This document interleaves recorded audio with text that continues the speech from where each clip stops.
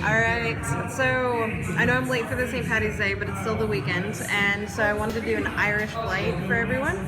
And obviously Guinness, like I've said before, is my favorite drink of all time. And so, okay, so Guinness is pretty much the father of pretty much everything on here other than the Magner cider. Magner cider is actually something that is made out of Ireland, and when I was living in Perth, the Irishmen drank this like water. It was like they were fished to water with this.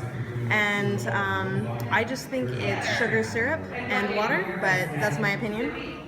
Then you've got the Harps, which is something owned by Guinness as well, and they debuted it in 1960, and it's just a basic lager to go with the times. But yeah, and then you've got the Smithwicks, but apparently I'm saying that wrong. Anyways, I'll let the Irish people correct me later on. But Smithwicks is something based out of Ireland as well, and it's actually something that was kind of the inspiration for Kilkenny, because Kilkenny is actually Smithwicks, but it's a cream ale because they've nitrogenated it. Now when you nitrogenate something like Guinness or Kilkenny, you get that creamy top, and that effect is from 70% nitrogen gas and 30% carbonation. So it's still got carbon in it, but that's what gives you that creamy top from all of them. But Kilkenny was actually created because the Canadians couldn't pronounce Smithwicks. So that was kind of a, I guess, marketing deal. So I'm going to taste all of them and tell you what I think of all of them, and it's going to be kind of short and brief. Okay, wait, can you stop? Yeah, so we're going to start with the Smithwicks, the Kilkenny first, because that's my second favorite beer, other than Guinness, you know? So, again, creamy top, the head's perfect, love that.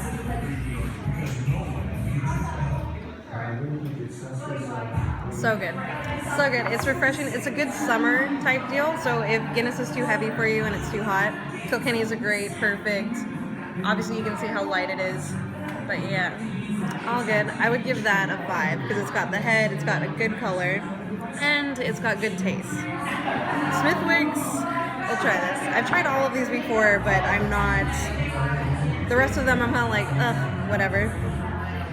So this is a typical like ale head, so that's good. It's a good top. And the taste isn't bad, it just doesn't impress me. So, but the color is really nice. I like the color of Smithwicks. I think that's one of the reasons why I do still kind of enjoy drinking it. But yeah. And you can actually, having it tasted them together this close now, I can actually kind of see the similarities in them, so that's kind of cool. Alright, and we're going to try the Magners first because I'm going to need something to wash off the taste because I can already tell you I'm not going to like it. But Magners, again, is a cider, just a regular apple cider that they've made. And yeah, I don't like the color at all. It looks like a gross caramel sugar water color. I don't like it. The smell's nice though. It's really perfumey. And it's just super sweet, like a cider typically should be, but that's another reason why I don't like ciders. But it's good for a session beer. That's what a lot of the Irish people do. They'll just drink this the whole night, and they'll last the whole night. Yeah. Okay.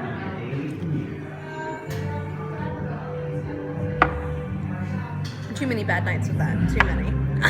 Okay. So Harps, I've only tried this once or twice, but Harps is also, like I said, a Guinness family beer. It's just a lager. It's basic. There's no smell.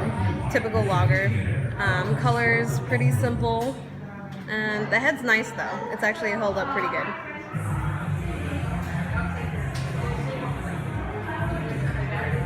And it's a good refreshing beer. It's actually sweet. And yeah, it's actually nice. It's good for a summer day. But yeah, so that's pretty much it. And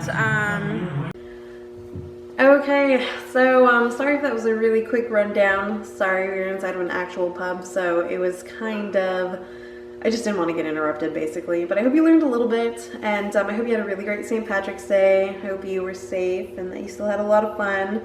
And yeah, and if you have any other questions or comments or facts that you can even give me about Guinness, that's really cool. I'd love that. Put that in the comments.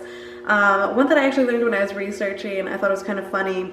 Arthur Guinness, back in 1759, he made a deal. Well, I don't know if it was a deal, but I'm thinking it was a deal with a lot of alcohol involved. But he was so sure of his product that he made a lease with the landlord of St. James's Gate at the time for 9,000 years. 9,000 years, paying only $65 annually. And so 1759 to 2017, what are we at, like 250 years, somewhere around there? I'm bad at math. But I mean, we haven't even hit the 500-year mark, and I'm sure the lease thing has probably gone under contract since then, but still, just to think that you would create a lease for 9,000 years. But I hope technology lets me live to see 1,000. I really do. Because that's going to be an amazing party. But yeah, so stay tuned for next week. If you have comments, you want to see anything, you think I suck, like whatever, I don't care. But yeah, just put them in the comments, and I will see you guys next week. We are going to a really awesome brewery, or I'll put something else in. Tasted a couple other beers while I was over on the west side. So I don't know, stay tuned. It'll be fun regardless. And yeah, cheers.